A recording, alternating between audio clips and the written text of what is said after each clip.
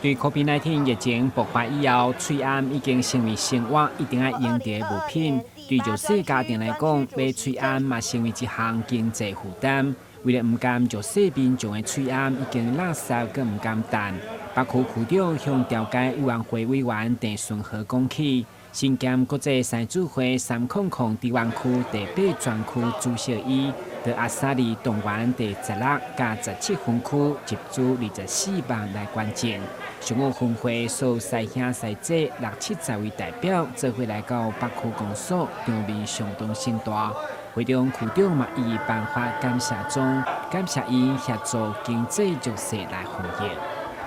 咱做伙来做这个爱心，所以伫咧遮，阮就开始后一遍要发放物资的时阵，阮就来搭配口罩来做发放。咱一寡较弱势的民众，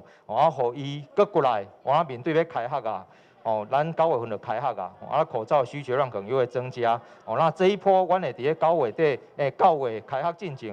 来做一个发放，互咱遮的弱势的民众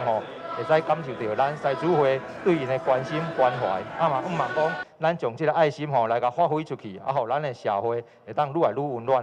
国际狮子会将疫情期间减少活动所节省落来经费，一直支持用翠安来捐赠予弱势体育，同时协助政府防疫。主会300低湾区2021-2022。第8专区、第16分区、第17分区的分会8分会，我要感谢因今仔日大家拢是真爱心，有出一寡咱的资源来互咱一寡需要用的人。这感谢咱区长这届的机会，我咧讲我注意到，我趁这个机会来做这个活动。咱专区主席，伊甲咱区长，我也是旧事啦伊拢伫遮咧服务。因为是咱区长想讲要来做一个小服务讲咱做一个咱弱势团体的赠送口罩的活动啦咱专区无伫久诶，随答应今仔日阮伫第8专区全部拢出动，全员出动。你要看今仔日的阵容大概就